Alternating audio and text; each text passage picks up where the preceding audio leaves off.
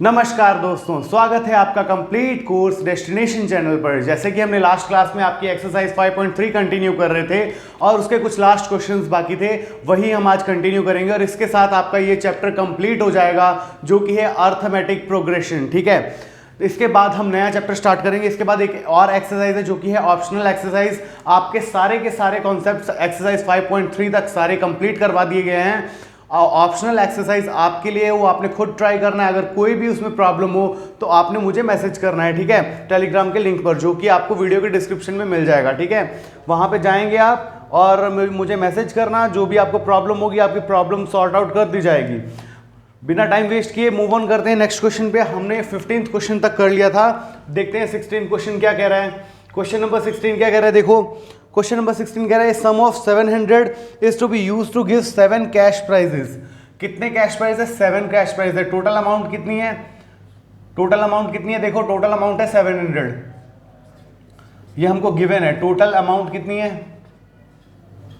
Total amount है आपकी 700 rupees.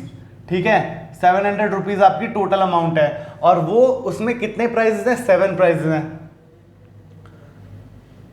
7 prize total हैं, 7 प्राइजेस है टोटल और 7 प्राइजेस में 700 रुपीज को बांटा गया है। किस तरह से बांटा गया है वो देखो क्या कह रहा है कि each price is 20 less than it's preceding price.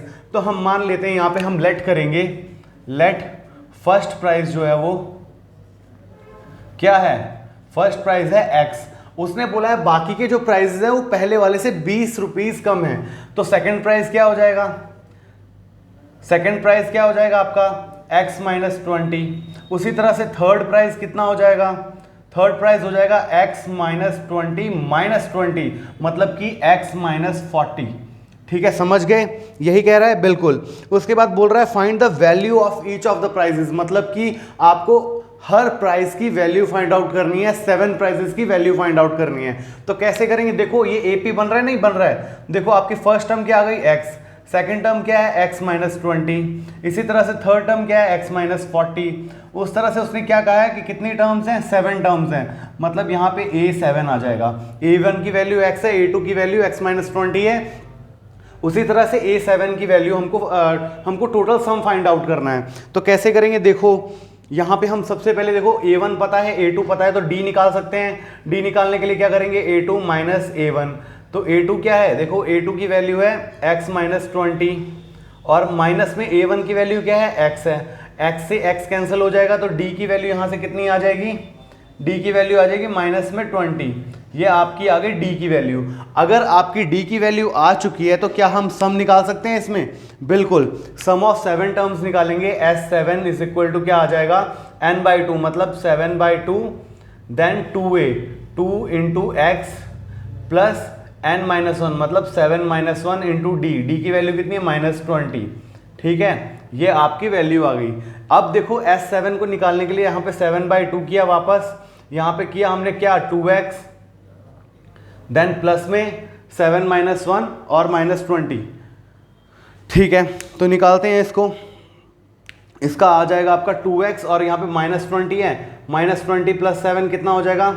Minus 120, minus 140 then minus 20 into minus 1 कितना हो जाएगा? प्लस 20। तो आपकी वैल्यू कितनी आ गई यहाँ पे? 7/2, यहाँ पे आ गया 2x माइनस 120। इसको फर्दर सॉल्व आउट करेंगे तो ये आ जाएगा 7 इंटू 2, यहाँ से 2 कॉमन ले लिया, डिवाइड बाई 2, 2 से 2 कैंसिल हो गया, बिल्कुल हो गया। देन 120, देखो 120 में से 2 बाहर निकालेंगे तो क्या आएगा आपका? देखो इसको वापस से लिखता हूं, आपका यहाँ पे क्या आया? देखो इसको फर्दर यहाँ पे किया तो 7/2, 2 कॉमन लिया तो यहाँ पे मल्टीप्लाई बाई 2 आ गया। देन 140 में से 20 माइनस किया, 120 बचा। यहाँ पे क्या आ गया? x में से 2 बाहर आ गया तो x आ गया। यहाँ पे क्या आ गया? देखो माइनस 140 है, माइनस 140 में से 20 गया, माइनस 120, माइनस 120 डिवाइड बाई 2 कितना आ गया? माइनस 60। तो 2 से 2 कैंसिल हो गया। ये आपकी वैल्यू कितनी आ गई? 7 इंटू एक्स माइनस 60। ये आपका आ गया सम ऑफ 7 टर्म्स। इसके बाद वो क्या कह रहा है हमको? एक एक सम की वैल्यू फाइंड आउट कर, एक प्राइस की वैल्यू फाइंड आउट करनी है, यही कह रहा है जी। Find the value of the each of the price, ठीक है। अब आपका क्या आ गया, x माइनस 60 आ गया। अब देखो आपको ये गिवन है यहाँ पे कि टोटल अमाउंट कितना है 700, तो S7 की वैल्यू हम पुट कर सकते हैं। हमको S7 की वैल्यू क्या पता चली है, वो पता चली है हमको 7x माइनस 60। तो S7 की वैल्यू हमको पता है क्या है, S7 की वैल्यू क्या गिवन है 700। तो यहाँ पे क्या आ जाएगा 700 डिवाइड बाई 7, 7 इधर चला जाएगा तो इक्वल टू आ जाएगा x माइनस 60। इससे डिवाइड करेंगे तो ये आ जाएगा 100, 60 इधर आएगा तो प्लस 60 इक्वल टू x। तो x की वैल्यू कितनी आ गई 160, और x हमने क्या माना था फर्स्ट प्राइस। तो फर्स्ट प्राइस क्या आ गया, यहाँ पे लिख दो सीधा, फर्स्ट प्राइस क्या आ गया 160, सेकंड प्राइस क्या है -20 है तो 140, third prize 120, then fourth 100, fifth 80, ठीक है, देन सिक्स्थ 60, देन 40। ये आपके 7 प्राइस हो गए। देखो first, second, third, fourth, fifth, sixth, seventh, इस तरह से हमने 7 के 7 प्राइसेस की वैल्यू निकाल दी। और उसने वही कहा था इंडिविजुअली हर किसी प्राइस की वैल्यू फाइंड आउट करो। फर्स्ट प्राइस की हमने वैल्यू निकाल दी 160, देन सेकंड की, थर्ड की, फोर्थ की, इस तरह से सारी की सारी वैल्यूज आ जाएंगी। तो आपका ये एपी भी इसी तरह से बनेगा 160, 140, 120, 100। हमने क्या निकाला था, देखो डी की वैल्यू -20 थी, तो यहाँ पे डी की वैल्यू -20 आ रही है, 140 माइनस 160 -20 है, 120 माइनस 140 करेंगे तब भी -20 आ रहा है, ठीक है। तो ये क्वेश्चन इस तरह से सॉल्व आउट करना था और हमें हर प्राइस की वैल्यू निकालनी थी, जो कि हम निकाल चुके हैं। इसके बाद मूव ऑन करते हैं नेक्स्ट क्वेश्चन में। देखो क्या कह रहा है, in a school students thought of planting trees in and around the school to reduce air pollution. It was decided that the number of trees that each section of each class will plant will be the same as the class in which they are studying. वो कह रहे हैं कि कुछ school में बच्चे पढ़ रहे हैं, तो वो जिस क्लास में पढ़ते हैं वो उतने प्लांट्स लगाएंगे, जितनी जिस क्लास में पढ़ रहे हैं। जैसे फर्स्ट क्लास में पढ़ रहे हैं तो वो 1 प्लांट लगाएंगे, सेकंड में पढ़ रहे हैं तो 2 प्लांट्स लगाएंगे, इसी तरह से अगर थर्ड में पढ़ रहे हैं तो 3 प्लांट्स लगाएंगे। तो उसने क्या बोला है कि यहाँ पे क्लासेस कितनी है, क्लास 1 से लेके क्लास 12 तक है, तो देयर आर 3 सेक्शंस, और वो बोल रहा है कि हर क्लास में 3 सेक्शन है, तो टोटल नंबर ऑफ प्लांट्स कितने लगाएंगे वही पूछ रहा है। तो इसको सॉल्व आउट करते हैं। देखो क्वेश्चन नंबर 17 को, बहुत ही इंटरेस्टिंग है, बस थोड़ा सा आपको ध्यान रखना है कि वो क्वेश्चन में क्या कर रहा है, क्वेश्चन को ध्यान से पढ़ना है। देखते हैं क्वेश्चन को फिर से एक बार पढ़ते हैं। देखो 17th क्वेश्चन क्या कह रहा है, फिर से देखिए एक बार। देखो नंबर ऑफ स्टूडेंट्स, मतलब टोटल प्लांट्स प्लांटेड क्या हो गया। देखो फर्स्ट क्लास ने कितना प्लांट किया 1, सेकंड क्लास ने 2, थर्ड क्लास ने 3, फोर्थ क्लास ने 4, इसी तरह से 12th क्लास ने 12 प्लांट्स प्लांट किए। और ये सिर्फ एक सेक्शन की बात कर रहे हैं हम, सिर्फ और सिर्फ एक सेक्शन की। तो इसका हम सम निकाल सकते हैं, एक की हर क्लास में 3 सेक्शन है, वो बाद में देखेंगे। देखो यहाँ पे आ जाएगा sum of plants planted by 1 section of each class, ठीक है। ये क्या आ जाएगा, देखो इसको क्या करेंगे, यहाँ पे निकाल देंगे S12, क्योंकि यहाँ पे फर्स्ट से लेके 12 तक है, तो 12 क्लासेस हो गई, और यहाँ पे n क्या है 12/2, ठीक है। यहाँ पे 2a आ गया 2 × 1 प्लस n कितना है 12 - 1, d कितना है, यहाँ पे देखो 1 का डिफरेंस आ रहा है, तो ये आ जाएगा आपका सम। ये आ गया आपका 12/2 6 आ गया, और ये आ गया 2 + 11, 12 - 1 11, 11 × 1 11 आ गया, 11 + 2 13 होता है, तो 6 × 13 आ गया। ये आ गया 6 3 = 18, 6 1 = 6 78 प्लांट्स उन्होंने प्लांट किए एक सेक्शन में, ठीक है, बाय 1 सेक्शन। यहाँ पे बोला है ना 1 सेक्शन। अब देखो 3 sections each, as we know that, यहाँ पे लिख देंगे, यहाँ पे लिखेंगे as we know that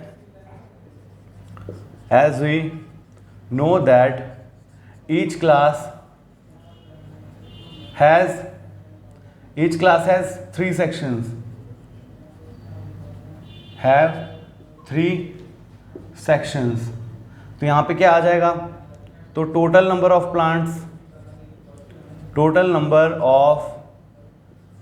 plants planted by all students, वो क्या आ जाएगा, देखो यहाँ पे आ जाएगा 78। ये तो एक सेक्शन के द्वारा हुआ ना, सारी क्लासेस के एक एक सेक्शन ने जो प्लांट किए तो वो 78 आया, तो 78 इंटू 3 हो जाएगा। 8 3 ज़ा 24, 4 और 2, 7 3 ज़ा 21, 22 23, तो आपका आंसर आएगा 234 प्लांट्स। टोटल उन्होंने कितने प्लांट्स प्लांट किए पूरे स्कूल के स्टूडेंट्स ने? 234। ठीक है, इसके बाद देखो नेक्स्ट क्वेश्चन पे मूव ऑन करते हैं। 18th क्वेश्चन क्या कह रहा है? A spiral is made up of successive semicircles. तो देखो इन्होंने क्वेश्चन में आपको सेमी सर्कल बना के भी बताया है कि देखो सेमी सर्कल पहले बनाते हैं हम। सेमी सर्कल उसने क्या कहा है, देखो ए और बी 2 पॉइंट से सेमी सर्कल बनाए हैं और बारी बारी करके एक एक पॉइंट से वो सेमी सर्कल बना रहे। सेमी सर्कल क्या क्या होता है? सर्कल का हाफ को सेमी सर्कल कहते हैं। ये है पॉइंट ए और ये है पॉइंट आपका बी। ठीक है, ये है आपका पॉइंट बी। क्या कह रहा है, देखो इसमें से उसने सेमी सर्कल बनाया है। क्या? ए पॉइंट से पहले उसने सर्कल बनाया है जो कि बी पॉइंट से अटैच होके यहां तक आ रहा है। ये सेमी सर्कल उसने पहला सेमी सर्कल बनाया है। उसके बाद उसने बी पॉइंट को सेंटर पॉइंट लिया। ठीक है, यहां से अगर सेंटर पॉइंट लेगा तो इसका एक और सेमी सर्कल बनेगा जो कि यहां से स्टार्ट होगा और ऐसे करके जाएगा। ठीक है, समझ गए आप कि क्या कहना चाहता हूं मैं? सेमी सर्कल यहां से स्टार्ट होगा आपका और बी पॉइंट को सेंटर मानते हुए यहां तक जाएगा। देन उसके बाद वापस ए पॉइंट से लेके इसको सेंटर माना, देन ये ऐसे स्पाइरल होके जाएगा। ठीक है, इस तरह से 13 बार उसने कहा है कि हमने स्पाइरल किया है। इसकी लेंथ है 1, इसकी लेंथ है L1 पहले सेमी सर्कल की, दूसरे की है L2, थर्ड की है L3। तो वो क्या कह रहा है, क्वेश्चन देखिए आप कि क्या कह रहा है। हम क्वेश्चन में है कि ए, ठीक है, एक बार सेंटर ए है, एक बार सेंटर बी है। उसके बाद रेडियस क्या है? पहले वाले का कितना है? 0.5 है। पहले वाले का कितना है? 0.5। अगर हम यहाँ से लें ए पॉइंट से तो ये कितना है? 0.5। देन बी पॉइंट से लें तो बी पॉइंट से कितना है? 1.0। देन ए पॉइंट से वापस L3 के लिए लें तो ये कितना है? 1.5। 1.5 क्या सेंटीमीटर है? हाँ बिल्कुल, ये सेंटीमीटर्स में है सारे डिस्टेंस, सेंटीमीटर, देन ये भी सेंटीमीटर।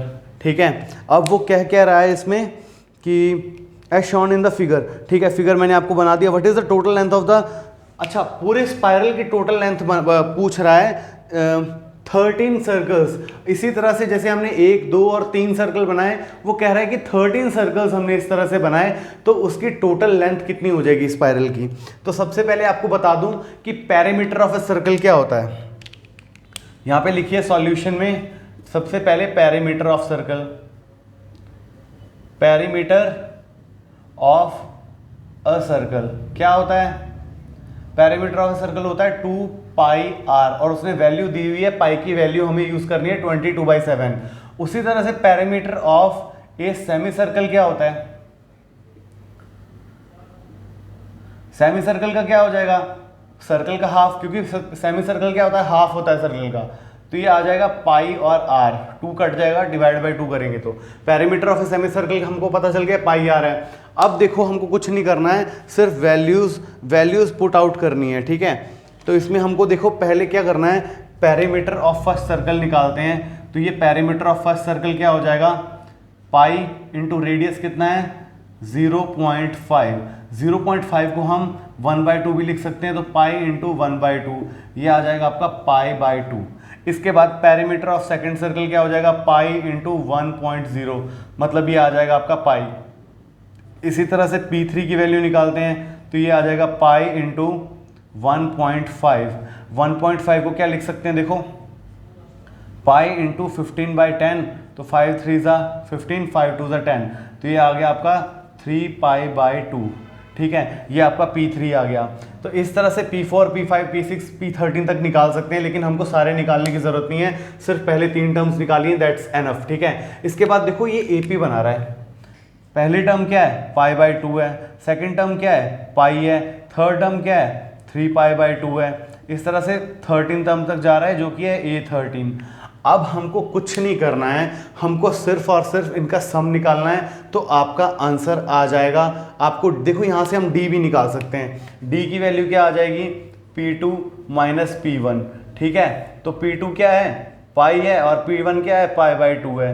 तो d की वैल्यू कितनी आ जाएगी, π/2। d की वैल्यू भी हमें आ गई। तो यहाँ पे देखो S13 निकाल दो, आपका पैरामीटर आंसर आ जाएगा। n क्या है, 13/2 है। देन फर्स्ट टर्म क्या है, 2 इंटू π/2। a की वैल्यू क्या है, π/2 है ना। देन प्लस n कितना है, 13 माइनस 1 इंटू डी कितना है, π/2। ठीक है, कुछ नहीं करना है, इसको सिंपली सॉल्व कर दो। यहाँ पे आ गया 13/2 को 13/2 रहने दो, 2 से 2 कैंसिल हो गया। यहाँ पे आ गया पाई प्लस 13 माइनस 1 कितना होता है, 12π/2, 12π/2। ठीक है, अब इसको फर्दर सॉल्व करोगे तो ये कितना आ जाएगा, देखो ये आ जाएगा 13 इंटू 13/2, और ब्रैकेट में क्या है देखो, ये है 2π प्लस 12π/2, ये आ गया बिल्कुल। इसके बाद देखो 12 प्लस 2 14 होता है, तो यहाँ पे कितना आ जाएगा, 13/2 इंटू 14π/2, ये आ गया आपका आंसर। यहाँ से क्या आ गया देखो, उसने बोला है कि पाई की वैल्यू आपको कितनी रखनी है, 22/7 रखनी है। तो यहाँ से तो ये देखो कितना आ जाएगा, 13 इंटू 14 इंटू यहाँ से क्या रखना है, पाई की वैल्यू 22/7। 13 इंटू 14, पाई की वैल्यू 22/7 रखी, यहाँ पे 2 से डिवाइड है, 2 इंटू 2। ठीक है, अब देखो यहाँ से कट गया 2 7 14, ठीक है, और यहाँ से कट गया आपका 2 11 22, और 7 से 7 कट गया। आपका आंसर कितना आ गया, 13 इंटू 11। 13 इंटू 11 क्या होता है, 143, मतलब कि 143 सेंटीमीटर आपका आंसर हो जाएगा। ठीक है, 143 सेंटीमीटर आपका आंसर हो जाएगा। 143 क्या आंसर है, मतलब जैसे हमने यहाँ से घुमाना चालू किया, यहाँ से स्टार्ट किया, देन यहाँ से ऐसे करके 13 सेमी सर्कल्स बनाए, तो उसकी टोटल अगर लेंथ नापेंगे ना तो आएगी 143 सेंटीमीटर। उसको पूरा खोल के, पूरा अगर पूरे धागे को खोल देंगे ना तो वो 143 सेंटीमीटर आपका आंसर आ जाएगा उसमें। इसी तरह से हम मूव ऑन करते हैं आपके नेक्स्ट क्वेश्चन पे। ये आपका क्वेश्चन नंबर कितना था, क्वेश्चन नंबर 18 था, बिल्कुल ये था आपका क्वेश्चन नंबर 18। ठीक है, 17th हम कर चुके थे और 18th भी कर लिया है। मूव ऑन करते हैं आपके 19th क्वेश्चन पे, जो कि बहुत ही इंटरेस्टिंग क्वेश्चन है। लॉग्स रखे हैं उसने कुछ। लॉग्स क्या होता है, देखो जब भी आप पेड़ काटते हैं ना, जब भी पेड़ काटते हैं, पेड़ का जो तना होता है ना उसको हम लॉग कहते हैं। ठीक है, इंग्लिश में उसको लॉग कहते हैं, वैसे हम उसको हिंदी में तना कहते हैं। पेड़ का तना जो होता है उसको काट के, आपने देखा होगा कभी जहाँ पे मतलब कि इसकी कटिंग करते हैं, दरवाजे वगैरह बनाते हैं लकड़ी के, वहाँ पे आपने देखा होगा बहुत गोल गोल लंबे लंबे तने पड़े होते हैं पेड़ के, उनको कहते हैं लॉग्स। उसने क्या कहा है क्वेश्चन में कि 200 लॉग्स टोटल हैं। 19 नंबर क्वेश्चन देखिए, बिल्कुल 19 नंबर क्वेश्चन है। टोटल लॉग्स कितने हैं, टोटल लॉग्स कितने हैं आपके पास, 200 हैं। टोटल नंबर ऑफ लॉग्स कितने हैं, 200 हैं। उसके बाद क्या कह रहा है, उसमें सबसे पहली रो में उसने क्या गिवन दे रखा है, सबसे पहली रो में उसने 20 लॉग्स रखे हैं, देन 19 रखे हैं, देन 18 रखे हैं। इस तरह से उसने लास्ट टर्म में an की वैल्यू फाइंड आउट करने को कहा है, बिल्कुल यही कहा है। उसने कहा है कि an की वैल्यू निकालो और n की वैल्यू भी निकालो। n की वैल्यू निकालनी है और an की वैल्यू निकालनी है, मतलब कि कौन सी रो में जाके टोटल लॉग्स 200 हो जाएंगे, और लास्ट वैल्यू जो होगी, लास्ट मतलब लाइन होगी जिसमें लॉग्स रखे हैं उसमें कितने रखे होंगे। तो 20 से स्टार्ट की 19 18, इसलिए आपको d की वैल्यू निकाल दी, 19 माइनस 20, ये आ गया -1, तो d की वैल्यू आ गई -1। ठीक है, अब हमको an की वैल्यू पता नहीं है, तो यहाँ पे हम क्या करेंगे, सम ऑफ n टर्म्स निकाल देंगे। d की वैल्यू हमको पता चल गई, an की वैल्यू निकालनी है और n की वैल्यू निकालनी है। तो सम ऑफ n टर्म्स क्या हो जाएगा, आपको फर्स्ट टर्म पता है, लास्ट टर्म पता नहीं है, तो यहाँ पे n/2 आ जाएगा। n की वैल्यू भी हमको पता नहीं है, 2 इंटू 20 प्लस n की वैल्यू नहीं पता है इंटू डी की वैल्यू है -1। ठीक है, इसको फर्दर सॉल्व आउट कर दो, ये आपका आंसर आ जाएगा कितना 40 प्लस और n इंटू -1 कितना हो जाएगा -n और -1 इंटू -1 कितना हो जाएगा +1। तो ये क्या आ जाएगा आपका n/2 41 माइनस n। इसको फर्दर एक्सपेंड कर देंगे तो ये आ जाएगा 41n और माइनस n² डिवाइड बाई 2। अब देखो Sn की वैल्यू हमको गिवन है 200, तो यहाँ पे ये 200 के बराबर हो जाएगा। 200 equal to 41n minus n² by 2। इसको हम क्या लिख सकते हैं, 2 इधर चले जाएगा तो ये आ जाएगा 400। 2 इधर चले जाएगा, मल्टीप्लाई में जाएगा ना, तो 200 इंटू 2 कितना हो जाएगा 400 equal to 41n² minus n²। अब 400 को उठा के इस साइड ले जाओ, बस नहीं इसको उठा के इस साइड ले आओ, तो ये आपका क्या आ जाएगा n² उधर माइनस में था तो यहाँ पे आ जाएगा प्लस में n² माइनस में 41n² आ जाएगा, इधर आके माइनस हो जाएगा 41n आएगा, 41n आएगा, n² नहीं है, 41 सिंपल n होगा, यहाँ पे स्क्वायर नहीं गलती से लिख दिया था। उसके बाद यहाँ पे आ जाएगा प्लस में 400 इक्वल टू 0। अब देखो इसको स्प्लिट मेथड से भी कर सकते हो और आपको फैक्टराइजेशन फॉर्मूला भी बताया था। अगर स्प्लिट मेथड से करोगे तो देखो कैसे करेंगे, इसको हम लिख सकते हैं कैसे, n² माइनस 25n और माइनस 16n प्लस 400। अब 16 को 25 से मल्टीप्लाई करो तो आपका आंसर 400 आता है, जो कि प्लस में होता है, और इन दोनों को प्लस करो 25 माइनस 16, 25 माइनस 25 और माइनस 16 को प्लस करो तो माइनस 41 आ जाएगा। इस तरह से आपका आंसर कितना आ गया, n कॉमन लिया, यहाँ पे n माइनस 25 बचा। उसी तरह से यहाँ पे क्या करेंगे, माइनस 16 कॉमन लेंगे तो ये आ जाएगा आपका n माइनस 25 इक्वल टू 0। अब आपका आ गया n माइनस 1 और n माइनस 16 और n माइनस 25 इक्वल टू 0। अब आपके पास दो वैल्यूज आई हैं n की, एक तो 16 है और एक 25 है। अब क्या करेंगे, तो देखते हैं क्या करेंगे। अब बहुत ही इजी है, कुछ नहीं करना है आपको, बस थोड़ा सा दिमाग लगाना है। जो आपको मैंने पहले बताया था कि कभी भी कोई भी वैल्यू हमको दे रखी है ना, तो वो वैल्यू नेगेटिव कब नहीं होती है, जब वो किसी का माप दे रही हो। जैसे यहाँ पे वो हमको क्या बता रहा है, number of logs. Number of logs मतलब कि वो एक्चुअल में एग्जिस्ट करते हैं, तो वो माइनस तो हो नहीं सकते। तो यहाँ पे क्या आपकी n की वैल्यू क्या आ गई, n माइनस 16 इक्वल टू 0, मतलब n की वैल्यू यहाँ तो 16 होगी, या फिर n माइनस 25 इक्वल टू 0 है, तो यहाँ n की वैल्यू 25 होगी। अब दोनों में से एक ही वैल्यू तो हो सकती है, दोनों तो हो नहीं सकती हैं। तो यहाँ पे हम क्या करेंगे, कुछ नहीं करेंगे, सिंपल वैल्यू पुट करेंगे इसकी। किसमें वैल्यू किसमें पुट करेंगे, आपको कुछ नहीं करना है, an की वैल्यू निकालनी है। तो an की वैल्यू निकालते हैं हम। n की वैल्यू दो आई हैं, एक 25 और एक 16, तो a16 पहले निकालते हैं। a16 क्या हो जाएगा, a plus n minus 1 into D. a की वैल्यू कितनी है 20 प्लस n माइनस 1 कितना हो जाएगा 16 माइनस 1 इंटू डी कितना है -1। ठीक है, ये हो जाएगा 20 प्लस 15 इंटू -1, मतलब कि ये आ गया 20 माइनस 15 मतलब कि 5। ठीक है, a16 में अगर n की वैल्यू 16 आती है, ठीक है, अगर n की वैल्यू आती है 16, तो an की वैल्यू कितनी आती है, an की वैल्यू आती है 5। ठीक है, मतलब a16 की वैल्यू आती है 5। अगर हम a25 लेते हैं, a25 मतलब 20 प्लस 25 माइनस 1 इंटू -1, यह आ जाएगा 20 प्लस 24 इंटू -1, यह आ जाएगा कितना 20 माइनस 24, जो कि वैल्यू आती है माइनस में 4। अब आप खुद देखिए, अगर यहाँ पे n की वैल्यू 25 आती है तो an की वैल्यू -4 आती है। अब अगर 16th रो की बात करें, 16th रो में 5 लोग्स होंगे तब उसका वैल्यू 200 आएगी, या फिर 25th रो में -4 लॉग होंगे तब आपकी वैल्यू 200 आएगी। अब आप खुद देखिए कि कोई भी रो में हम -4 रख सकते हैं क्या, -4 की वैल्यू नहीं आएगी, तो -4 लॉग होंगे ही नहीं ना। -4 मतलब क्या होता है, कुछ समझ में नहीं आ रहा ना। तो -4 वाला आंसर नहीं होगा।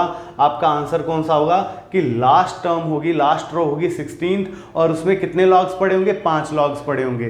तो इसी के साथ आपका ये क्वेश्चन भी बहुत ईजिली हमने क्लियर कर दिया। देखा कितना इजी था, आपने कुछ नहीं करना है, सिर्फ और सिर्फ वैल्यूज़ को समझना है और उसकी वैल्यूज़ को पुट करके देखना है कि क्या ये सच में एग्जिस्ट कर सकता है या नहीं कर सकता है। अब हम मूव ऑन करेंगे आपके लास्ट क्वेश्चन पे। इसी के साथ आपकी ये पूरी एक्सरसाइज और ये चैप्टर कंप्लीट हो जाएगा। मूव ऑन करते हैं 20th क्वेश्चन पे। देखो 20th क्वेश्चन क्या कह रहा है आपका। 20th क्वेश्चन कह रहा है कि एक रेस है, पोटैटो की रेस चल रही है। एक पोटैटो रखे हुए हैं कुछ डिस्टेंस पे और कुछ बच्चे पार्टिसिपेट कर रहे हैं उसमें। ठीक है, कुछ बच्चे क्या कर रहे हैं, पार्टिसिपेट कर रहे हैं उसमें। पार्टिसिपेशन इन द सेंस कि रेसिंग में पार्टिसिपेट कर रहे हैं। हाँ, पहला जो पोटैटो रखा है वो 5 मीटर पे रखा है। पहला पोटैटो कितने पे रखा है आपका, क्वेश्चन नंबर 20 देखिए। In a potato race a bucket is place at the starting point. एक बकेट रखी है, ये स्टार्टिंग पॉइंट है, यहाँ पे बकेट रखी है। ठीक है, ये बकेट है, ये है आपका स्टार्टिंग पॉइंट। ठीक है, यहाँ पे पहला जो पोटैटो रखा है, पहला पोटैटो रखा है, उसका डिस्टेंस कितना है, 5 मीटर है। उसके बाद सेकंड पोटैटो रखा है, इसका डिस्टेंस कितना है, 3 मीटर है। इस तरह से उसने बोला है कितने पोटैटो रखे हैं, और उसके बाद अगला पोटैटो भी जो रखा है वो भी 3 मीटर है। मतलब अब आगे जितने भी पोटैटोज रखे हैं वो आपके 3 मीटर के डिस्टेंस पे हैं। पहला पोटैटो बस 5 मीटर के डिस्टेंस पे है बकेट से, और स्टार्टिंग भी यहीं से हो रही है, स्टार्टिंग भी यहीं से हो रही है रनिंग की। बच्चे क्या कर रहे हैं, यहाँ से दौड़ के जाएंगे, पहला पोटैटो उठाएंगे, वापस आएंगे और बकेट में रखेंगे। उसके बाद वापस जाएंगे, इस पोटैटो तक जाएंगे और उसके बाद उसको वापस उठा के फिर भाग के आएंगे और फिर से इसमें डाल देंगे। तो वो कह रहा है इस तरह से कितने पोटैटोज रखे हैं। There are next bucket, what is the total distance complete. Okay, उसने कहा है कि टोटल कितने पोटैटोज रखे हैं, 10 पोटैटोज रखे हैं, 10 पोटैटोज। यहाँ पे आपका ये इसको हम मान लेते हैं A1, यहाँ पे क्या आ जाएगा A10, मतलब 10 पोटैटोज यहाँ पे रखे हुए हैं, एक एक करके उठा के लेके जाना है और उसको वापस रखना है। इस तरह से इसका AP कैसे बन रहा है, देखो पहला डिस्टेंस है 5 मीटर, देन 3 मीटर, 5 + 3, देखो यहाँ से डिस्टेंस नापेंगे ना, ये 5 मीटर है, यहाँ तक कितना हो जाएगा, 5 + 3 8, 8 + 3 कितना हो जाएगा 11, 11 + 3 कितना हो जाएगा 14। इस तरह से कंटिन्यू चल रहा है, हमको लास्ट में पता नहीं है, बस इतना पता है कि यहाँ पे A10 है। ठीक है, A1 A2 A3 A4 A10 आ गया। तो ठीक है, अब वो क्या देखो करना क्या है, इसमें पहले जा रहा है फिर वापस आ रहा है, तो मतलब कि डिस्टेंस डबल हो रहा है, तो मतलब यहाँ पे × 2 कर देंगे, × 2 कर दिया तो आपका आंसर आ गया 10, और यहाँ पे आ गया 16, देन 22, देन आ गया 28, देन ऐसे फर्दर 8 10 तक जा रहा है आपका। अब AP ये भी बनता है, AP ये भी बनता है, लेकिन आपका जो आंसर निकलेगा ना वो इससे निकलेगा, क्योंकि उसमें क्या कहा है, यहाँ से स्टार्ट हो रहा है, पोटैटो उठाया, वापस डाला, वापस आके फिर डाला, फिर यहाँ से गई यहाँ तक बच्चा, फिर यहाँ से वापस आया और पोटैटो डाला। मतलब पहला पोटैटो उठाने के लिए उसको 10 मीटर कवर करना पड़ा, बिल्कुल ठीक है। दूसरा पोटैटो उठाने के लिए 8 मीटर गया और फिर 8 मीटर आया, मतलब 16 मीटर हो गया, बिल्कुल सही है। इस तरह से आपका AP तो हमने बना लिया। इसके बाद वो कह क्या रहा है, देखो हमको फाइंड आउट क्या करना है क्वेश्चन में फाइंड आउट क्या करना है, हमको फाइंड आउट करना है कि उसने टोटल सारे पोटैटो उठाने के लिए कितना डिस्टेंस कवर किया। मीटर में ये डिस्टेंस बिल्कुल मीटर में ही है, 3 मीटर, हाँ बिल्कुल मीटर में डिस्टेंस है। अब उसने पूछा है कि कितना मीटर टोटल डिस्टेंस उसने कवर किया। अब हमको A10 की वैल्यू पता नहीं है, तो यहाँ से A10 की वैल्यू निकाल सकते हैं। सबसे पहले D की वैल्यू निकालो, D की वैल्यू क्या आ जाएगी, A2 - A1। अब ये है आपका A1 A2, वो वाला पुराना वाला छोड़ दो, अब हमारे पास नया वाला आ गया है, इसको छोड़ दो। ठीक है, इसको छोड़ दो, अब नया वाला आ गया ये वाला। ठीक है, ये वाला, तो A2 - A1 कितना हो जाएगा, 16 - 10 मतलब कि 6। D की वैल्यू आ गई आपके 6। इस तरह से A10 की वैल्यू हम निकाल सकते हैं। ये क्या है, A + 10 - 1 × D।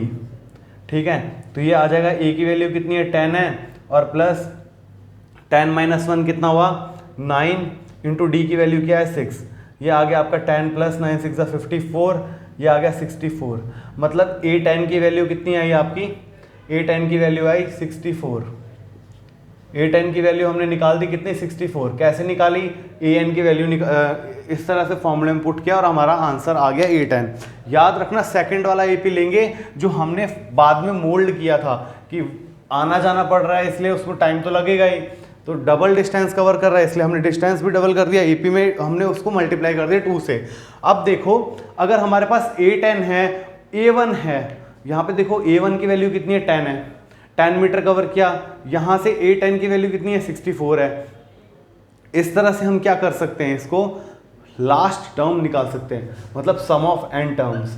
Some of 10 terms क्या हो जाएगा आपका n/2, n कितना है, n है 10/2, ठीक है। उसके बाद 2a मतलब a की वैल्यू कितनी है आपकी 10 है, 2 × 10, देन प्लस n-1 मतलब 10-1 इंटू डी की वैल्यू कितनी है 6 है। इससे आपका आंसर डायरेक्टली आ जाएगा, ये 5 आ गया, ये आ गया 20 प्लस 9 6 54, देन ये आ गया आपका 5 × 74, ठीक है। 54 प्लस 20 74 हो गया, 5 4 20, 7 5 35, 36 37। आपका आंसर कितना आ गया 370 मीटर। मतलब बच्चा अगर स्टार्ट करेगा यहाँ से, अगर वो 10 के 10 पोटैटोज उठा के एक एक करके वापस डालेगा बकेट में, तो उसको टोटल डिस्टेंस 370 मीटर कवर करना पड़ेगा, ठीक है। इसी के साथ आपकी ये एक्सरसाइज कंप्लीट हो जाती है और ये चैप्टर भी यहीं पे ख़त्म होता है। आने वाली क्लास में हम नेक्स्ट क्लास में नेक्स्ट चैप्टर डिस्कस करेंगे और देखेंगे उसमें हमको क्या क्या और सीखना है। ये चैप्टर के सारे कॉन्सेप्ट्स, अर्थमेटिक प्रोग्रेशन के सारे कॉन्सेप्ट्स आप यहाँ तक सीख चुके हैं। कैसे कैसे क्वेश्चन को मोल्ड करके उसने घुमा के आपको दिया होगा, वो सब आपको यहाँ से पता चल चुका है, ठीक है। अगर फिर भी आपको कोई भी प्रॉब्लम हो, ऑप्शनल एक्सरसाइज खुद करना, अगर फिर भी आपको कोई भी प्रॉब्लम हो उसमें भी, तो आपने कुछ नहीं करना है, आपको टेलीग्राम के ग्रुप का लिंक वीडियो के डिस्क्रिप्शन में मिल जाएगा, वहाँ जाएं और आपकी क्वेरी को मैसेज कीजिए ताकि हम आपकी क्वेरी को सॉर्ट आउट कर सकें, ठीक है। तो इसी के साथ लेते हैं अलविदा, मिलते हैं अगली क्लास में नए चैप्टर के साथ, ठीक है। तो ठीक है, मिलते हैं अगली क्लास में। Thank you and have a nice day.